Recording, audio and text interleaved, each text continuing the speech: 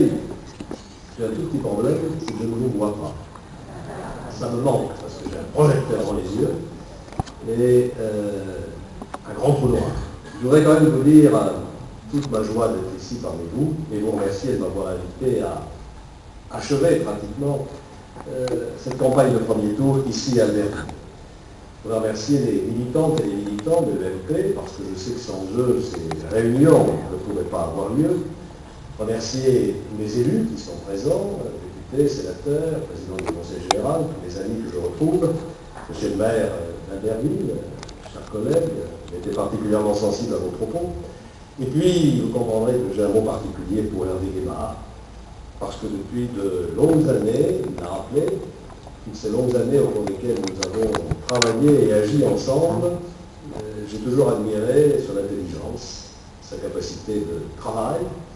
On donne des occasions d'emploi à d'autres. Je crois que c'est cette révolution intellectuelle qu'il faut opérer, et c'est le mérite de Nicolas Sarkozy de le dire avec courage, parce que c'est assez courageux de dire aux Français, si vous voulez vous en tirer, si vous voulez que la France retrouve un rythme de croissance suffisant, et là il va falloir travailler plus. Il ne faut pas que nous nous imaginions que nous pouvons garder notre niveau de vie et notre niveau de protection sociale en travaillant beaucoup moins que la quasi-totalité des pays qui nous font concurrence. Ça n'a pas de sens. Il faut changer de cap. Alors, cette remise du travail en heure, elle ne sera pas toute seule. Je disais que c'est une sorte de pari de courage. Il y a quelques années, les métiers du bâtiment étaient des métiers repoussoirs. Les jeunes ne voulaient pas y aller, parce que ces métiers avec la réputation d'être pénibles, mal payés, on y se formait mal. La profession a fait un très gros effort de revalorisation des grilles salariales, d'enrichissement des tâches, d'amélioration de la formation, et aujourd'hui, c'est un secteur qui est redevenu attractif, c'est d'ailleurs un secteur qui est en pénurie de main-d'œuvre. Nous rencontrons partout, y compris ici en Savoie, si j'ai bien compris, les entreprises du bâtiment, les entreprises de l'hôtellerie aussi, qui nous disent on a du boulot, et on ne trouve pas de gens pour venir faire ce boulot. Vous voyez que la lutte contre le chômage est une question là aussi de volonté politique. Dans cette remise à valeur du travail, je voudrais évoquer aussi un problème qui me tient beaucoup à cœur. J'ai parlé tout à l'heure de 35 heures, de la retraite de 60 ans.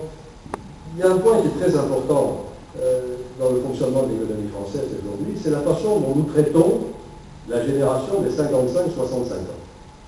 C'est une génération à laquelle je m'intéresse tout particulièrement.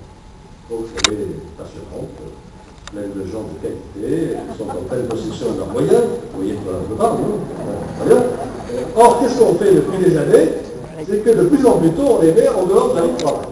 Ça a été... Il y a des ruptures ici ou là à opérer, il y a même des révolutions à faire dans un certain nombre de domaines, des ruptures avec ce que nous avons connu sous l'emprise de l'idéologie socialiste depuis une vingtaine d'années, parce que je voudrais là aussi vous faire partager cette conviction qui est la mienne, contrairement à ce que nous entendons dire depuis un certain nombre de semaines, la droite, ce n'est pas la gauche. Et les politiques de droite ne sont pas les mêmes politiques que les politiques de gauche. Je crois qu'il faut l'affirmer avec beaucoup de... Je voudrais en prendre que deux exemples. Le premier exemple, la politique économique et l'attitude qu'il convient d'avoir vis-à-vis du travail. Ça fait 25 ans, aujourd'hui, que la gauche en France nous serine cette idée que pour vaincre le chômage, il faut travailler moins. Je ne sais pas si vous vous en souvenez, mais une des premières grandes initiatives de François Mitterrand, quand il a été élu président de la République en 1981, ça a été de créer au sein du gouvernement de l'époque un ministère du temps libre. La note a été donnée. Ça a continué avec la retraite à 60 ans, puis les 35 ans. Et ceci était assez pernicieux parce qu'on essayait de mettre dans la tête des gens que le travail est un gâteau fixe. Et que, comme il y a du chômage, il faut en faire des morceaux un peu plus petits pour en donner à davantage de gens. C'est ça, la répartition du travail, la réduction du temps de travail pour lutter contre le chômage. Ça ne marche pas. Nous en avons fait l'expérience pendant 20 ans, et nous nous retrouvons aujourd'hui, nous nous sommes retrouvés il y a encore 2 ou 3 ans, ou 3 ou 4 ans, avec un des taux de chômage les plus lourds de tous les pays de l'Union européenne. Ça ne marche pas parce que c'est un contresens économique.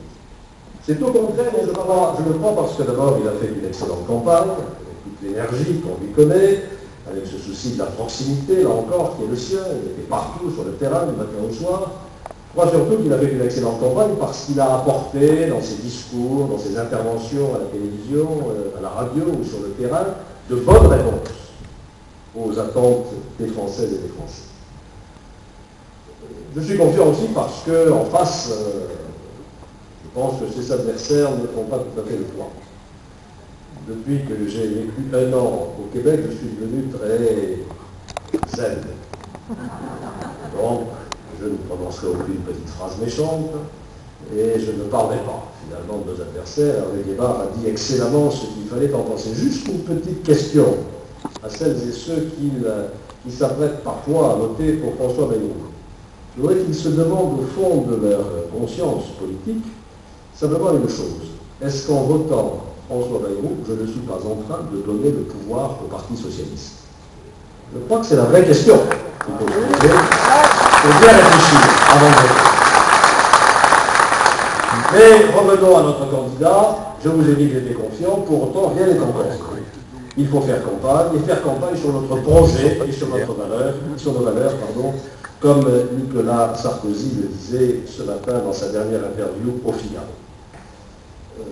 Sa volonté, vous le savez, c'est de changer les choses. Et je crois que son élection, ce sera pour nous effectivement la certitude du changement, la certitude que des réformes profondes seront faites, parce que nous en avons besoin. Alors certes, il ne faut pas noircir le tableau. Et parfois on entend des descriptions apocalyptiques de la situation française. J'aime à dire, en m'inspirant du langage québécois, ah non, quand même, soyons sérieux, la France n'est pas si pire. Nous vivons dans un beau pays, il suffit de venir dans ces départements savoyards pour s'en convaincre. Et je voudrais à ce stade rendre hommage à Jacques Chirac et aux gouvernements successifs qui ont soutenu sa politique pour cette éclaircie. Au gouvernement de Jean-Pierre Raffarin, au gouvernement de Valérie de Villepin, peut-être trop bien aussi, pardon, de cet instant d'immodestie. Durant cette période, des réformes ont été faites, contrairement à ce qu'on dit parfois, des réformes difficiles, mais qui ont réussi.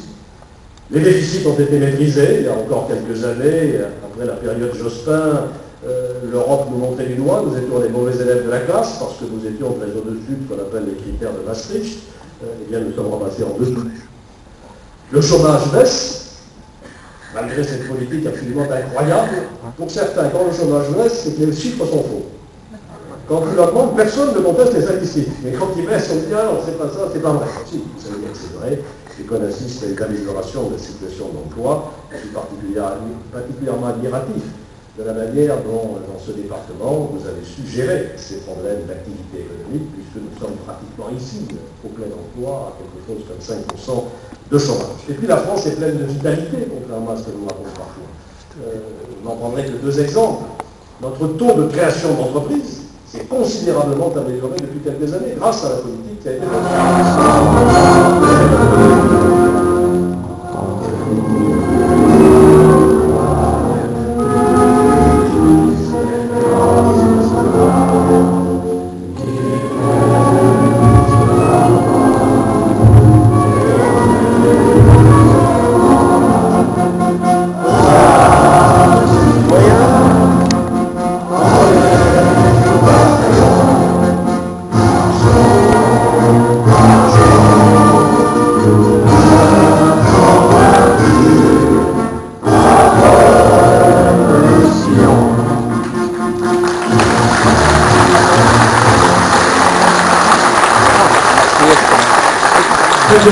Merci encore Alain, merci à vous tous, à vous tous, et au cœur.